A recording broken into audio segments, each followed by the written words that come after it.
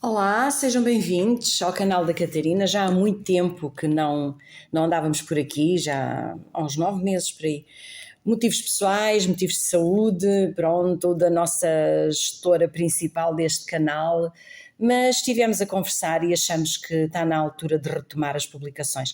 Não quer dizer que vão acontecer com a mesma frequência com que aconteciam, mas vamos tentando, na medida dos nossos possíveis, indo fazer publicações, porque apesar de termos poucos subscritores, muito pouquinhos, e provavelmente poucos visitantes, é importante que as pessoas ouçam, não o que nós temos para dizer, não nós, mas as coisas da Bíblia, que é o que este canal trata.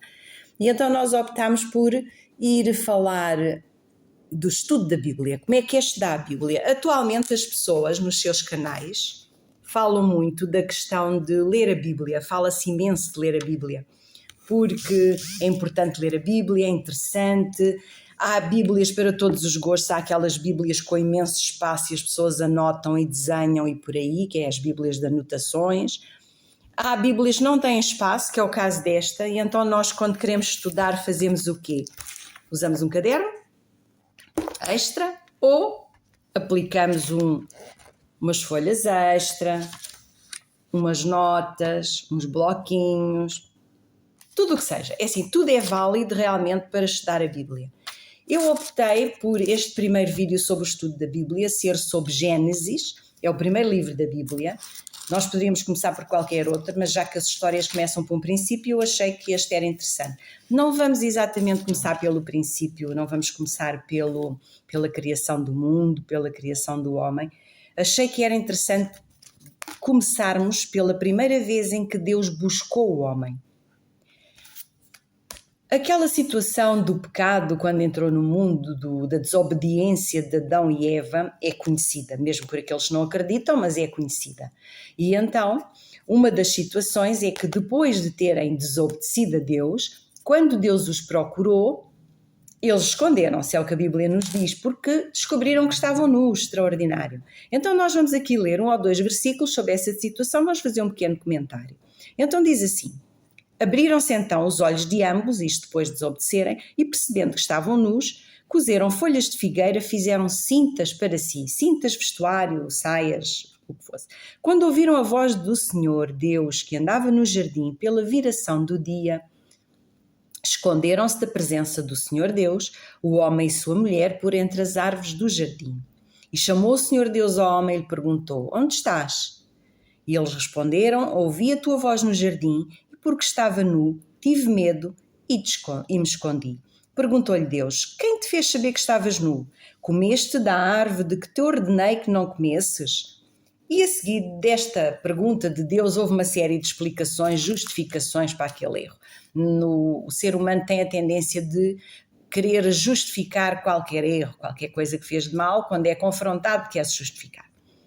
Quando nós lemos aqui, quando ouviram a voz do Senhor que andava no jardim pela viração do dia, dá-nos a entender que isto era costumeiro. Todos os dias, a determinada hora, Deus ia ao jardim do Éden para estar com Adão e Eva, portanto tinham um relacionamento. Quando Deus perguntou: onde estás? Não é uma pergunta de localização geográfica, porque Deus sabia perfeitamente onde é que Adão e Eva estavam. Era uma pergunta era como que uma promessa de esperança, era uma pergunta, era um convite para que eles regressassem a um relacionamento anterior, ao relacionamento anterior. Portanto, era para eles se perguntarem a si próprios o que é que nós fizemos, porque é que estamos aqui, não é? Era uma pergunta de onde estás tu na tua relação comigo? Pensa no resultado da tua desobediência. Nós sabemos que a desobediência de Adão e Eva deveu-se à tentação, não é? Que a serpente neste caso, Satanás usou a serpente como médium para transmitir o que pretendia que Adão e Eva fizessem. Subtilmente, com mentiras e engenhos, levou-os a pecar. Então, este pecado, esta desobediência a Deus que tinha dito: não comerás da árvore que está no meio do jardim, que é a árvore do conhecimento do bem e do mal, podes comer todas as outras, destas não, era uma forma de, como é que lhes pode dizer, os manter focados na obediência, o confiarem, e eles não confiaram. E quando ouviram alguém que lhes disse, não, não é isso, Deus não vos disse tudo, Ele se calhar não quer que vocês saibam tudo, se vocês comerem, vão ficar a saber coisas iguais a Deus. Quando se diz aqui, vão ficar a saber iguais a Deus ou vão ficar iguais a Deus, o problema é que as pessoas, quando falam em ser igual a Deus, não querem ser igual no seu caráter, querem ser igual no seu poder, nas suas capacidades, nos seus requisitos, não no seu caráter.